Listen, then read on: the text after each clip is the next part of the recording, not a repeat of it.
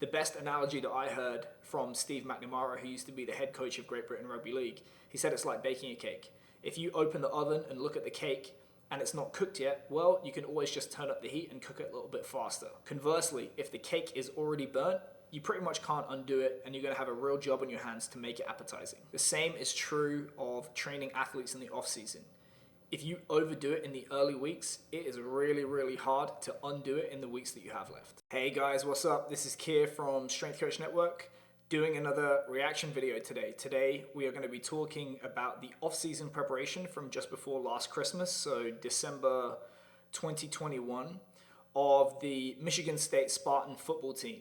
If you were following along their performance in 2021, you'll know that they went 11-2. They beat Michigan, who actually ended up being ranked the second best team in the country when they went into the college football playoffs. At one time, Michigan State were ranked 5th in the country last season, and in the postseason rankings, they were ranked 9th in the country. So an awesome year that they capped off with a win over Pittsburgh in the Peach Bowl, which, if you know football, that's one of the New Year's Six. It's one of the most prestigious bowl games that you can participate in as a football team. So yeah, they had an awesome year. So today we're gonna have a look at one of the videos that their media team uploaded to see if we can get a little bit of insight into the processes that contributed to that success. But before we start, please beat the like button like a redheaded stepchild. Subscribe, comment, share, all that good stuff. If you would like to see a reaction, please leave a comment or a direct message and we'll get it lined up. Now, I picked this video specifically because it is such a refreshing change to see in this video compared to what normally gets done in college football off-season programs.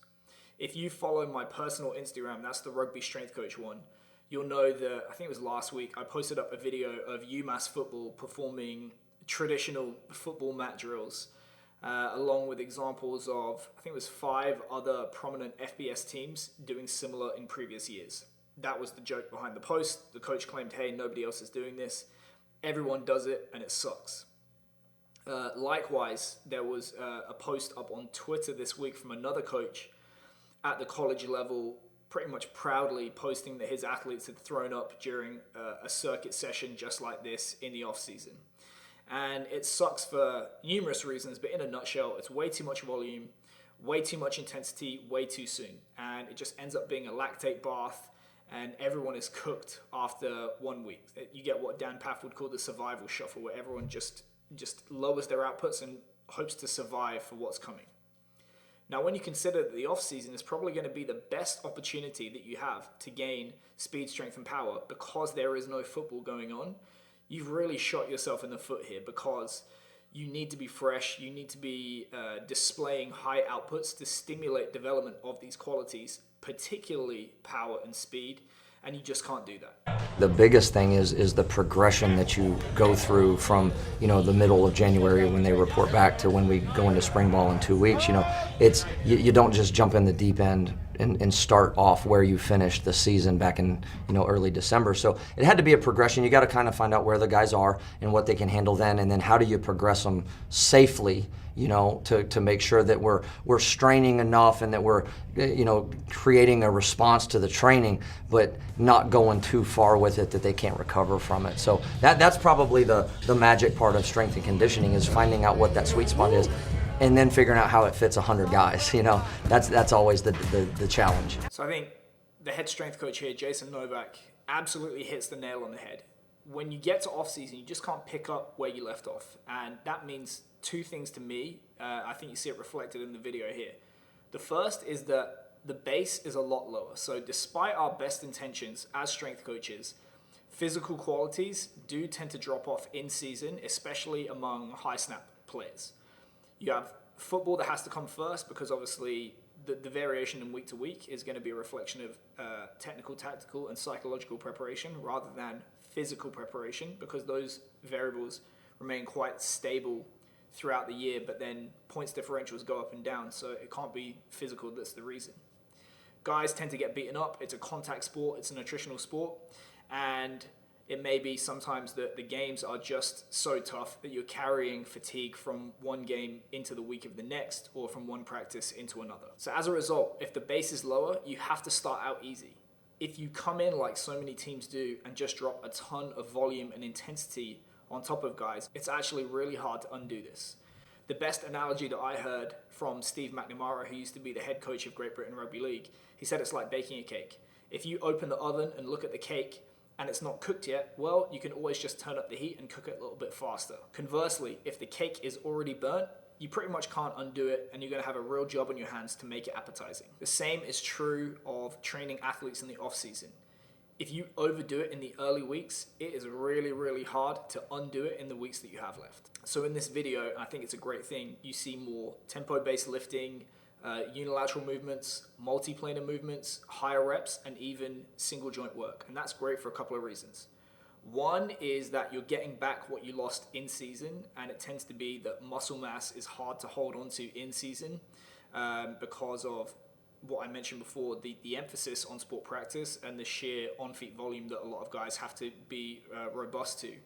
And the second is that you're giving yourself a ton of room to intensify things down the line. We know that in training, there needs to be a general trend throughout the year and throughout the career towards intensification of efforts, i.e., operating at closer to your max output. So the training that you see in this video gives them a ton of room to do that. There's tons of room to drop the reps, up the intensity, or switch to more bilateral and low technical demand exercises that we might more readily associate with the development of pure strength, pure power, pure speed. What you see in this video is a fantastic example of an Agile program. Mladen Jovanovic has written about this in his Strength Training Manual 1 and 2, and I think the Agile programming approach is one that really lends itself to the college environment. We know that the less predictable the environment is, the more equally you need to spread things out throughout the week. And despite the resources in college football, it's still an unpredictable environment. You have things like classes, personal issues, sport coaches, and other obligations that may mean that athletes are in for one session, out for another, and quite sporadic in their attendance, especially if they're a five-star prima donna. So if we took a traditional example of an upper-lower split training each session twice per week, if we had an athlete that missed 50% of those sessions throughout the week, it could be that they go 2 weeks or more before they get a stimulus into their lower body. And we know, for example, with hamstring injury risk, we have to be consistent in the stimulus that we're applying to that tissue in order for athletes to be robust. However, if we have a whole body program, like you see in this video, 3 to 4 days per week, it means the athlete is never going to go more than 2 or 3 days without each pattern or muscle group getting some kind of stimulus. Might not be the exact stimulus that you want. So for example, high force, low speed, but it is going to get some stimulus. It may be high speed, low force. So you see in this session a great job of all the bases being covered with a fairly equal emphasis. You see a full blend of speeds. Guys are going to sprint. They're going to change direction depending on what day it is. There's projection of light loads like overcoming their own body mass or medicine balls. There's projection of heavier loads like you see in the hang power snatch. And you're going to see more force-orientated exercises like step-ups, presses, and chins. And you're going to see the single joint work like curls. And I've worked with athletes in a bunch of different countries now, a bunch of different environments. And if there's one thing that I've learned, it's that athletes like to do single joint bodybuilding work. And I think including this in programs during the off season, to me, it's like offering kids candy if they eat their vegetables first. So you get all the boring stuff that I just mentioned out the way. You give them some single joint stuff at the end. It tends to be a little bit better for athlete adherence, buy-in, and just general fun in the weight room. And despite what people may think of me on the internet, I do actually like to have fun, and I think it's very important that athletes enjoy what they are doing once you have checked off the performance objectives of the program. You also see a broad range of movement patterns here. You see hip dominant lower body work, knee dominant lower body work, horizontal and vertical pressing and pulling. And not only that, you see guys operating through a full range of orthopedically inclined range of movement in a variety of different planes. We can see these same concepts at play in the change of direction stuff. Now, no, I've said in other videos that closed environment change of direction drills is not agility because we're not working through the OODA loop, observation, orientation, decision, and action. And what you see in this video is not agility work. It's just change of direction work. But this is exactly the perfect time to do this kind of work by building work capacity in this environment, this low risk environment, and checking that box off. the athletes are earning the right to use more intensity and move to more chaotic environments, like, for example, 1v1s or small unit drills. You can also see in this circuit that they're working off both the inside edge of the foot, so cutting, stepping, and shuttle type movements, in addition to outside edge of the foot, so crossovers, curves, and just generally running and turning at the same time. There's also some stuff in there for, it's either linemen or injured athletes, I can't tell which, in terms of the ropes and the med balls. But obviously, if it is the lineman, there's a huge upper body component to blocking, hand fighting, and shedding blocks.